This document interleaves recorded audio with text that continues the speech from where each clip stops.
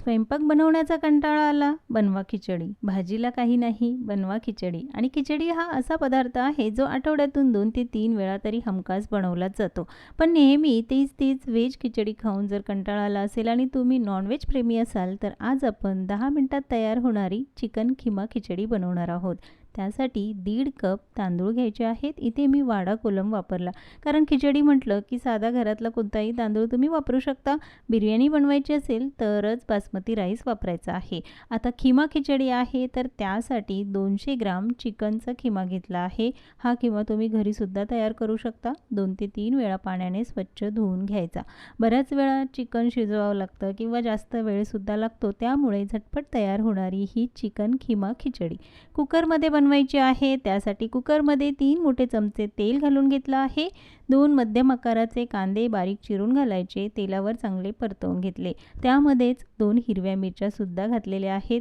कांदा छान गुलाबी रंगावर परतवून झाला की मग यामध्ये 1 मध्यम आकाराचा बारीक चिरलेला टोमॅटो घातला. खिचडी आहे त्यासाठी वेगळे असे मसाले घालण्याची किंवा वाटण करण्याची अजिबात गरज नाही. अगदी साधी सोपी ही रेसिपी. बॅचलर, नवशिके असाल तुमच्यासाठी खास रेसिपी आणि पोटभरीचा हा पदार्थ. कांदा टोमॅटो तेलावर चांगला परतवून घेतला. त्यानंतर यामध्ये 2 चमचे आलं लसणाची पेस्टसुद्धा घालायची आहे. कांदा टोमॅटो आलं लसणाची पेस्ट तेलावर चांगली परतवून घ्यायची आहे. त्यातला कच्चेपणा पूर्ण निघाला पाहिजे, नाहीतर खिचडी खाताना तो जाणवेल. हा उग्रवास येऊ नये म्हणूनच हे चांगलं परतवून घ्यायचं. त्यानंतर यामध्ये लगेचच सगळे मसाले घालायचे. अर्धा चमचा हळद घातली आहे, 1 चमचा धने जिरे पावडर घातली आणि थोडंसं लाल तिखटसुद्धा घातलं, कारण आपण हिरवी मिरचीसुद्धा वापरलेली आहे. 2 चमचे यामध्ये बिर्याणी मसाला घातला. तुम्हाला हवं असेल तर खडे मसालेसुद्धा वापरू शकता. आणि गरम मसालासुद्धा घालायचा किंवा घरामध्ये साठवणीचा जो मसाला असतो तो सुद्धा तुम्ही यामध्ये घालू शकता. मी अगदी साधी सोपी आणि कमी मसाल्यात तयार होणारी ही खिचडी बनवणार आहे, त्यामुळे मसाले थोडे कमीच घातले. मसालेही तेलावर चांगले परतवून घेतले की मग मात्र यामध्ये घालायचा आहे खिमा. खिमा घातल्यानंतर हे सुद्धा चांगलं परतवून घ्यायचं. पण जर तुम्ही मटण खिमा वापरणार असाल आणि त्यापासून खिचडी बनवायची असेल तर मात्र मटण खिमा आधी शिजवून घ्यावा लागेल आणि त्यानंतर तुम्ही खिचडीमध्ये त्याचा वापर करू शकता. पण हे चिकन आहे आणि ते लवकर शिजलं जातं, त्यामुळे वेगळे शिजवण्याची गरज नाही.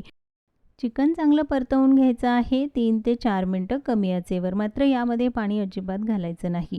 आता यावर झाकण ठेवायचं. कमी आचेवर आपण हे 5 मिनटं शिजवून घेऊया. तोपर्यंत तांदूळ धुवून घ्यायचे आहे. तांदूळ भिजत ठेवायचे नाही. जर तुम्ही बासमती तांदूळ वापरणार असाल तरच ते भिजत ठेवा. इथे मी वाडा कोलम वापरला किंवा कोणताही तुम्ही दुसरा तांदूळ जरी वापरणार असाल तरी तो भिजत ठेवायचा नाही. जेव्हा सगळी तयारी होते त्यानंतर 2 ते 3 वेळा पाण्याने तांदूळ स्वच्छ धुवून घ्यायचा आणि लगेचच शिजायला घालायचा. म्हणजे भात छान मोकळा सळसळीत होतो. जर हा तांदूळ तुम्ही भिजत ठेवलात तर खिचडी मोकळी होणार नाही, अगदी लगदा तयार होईल.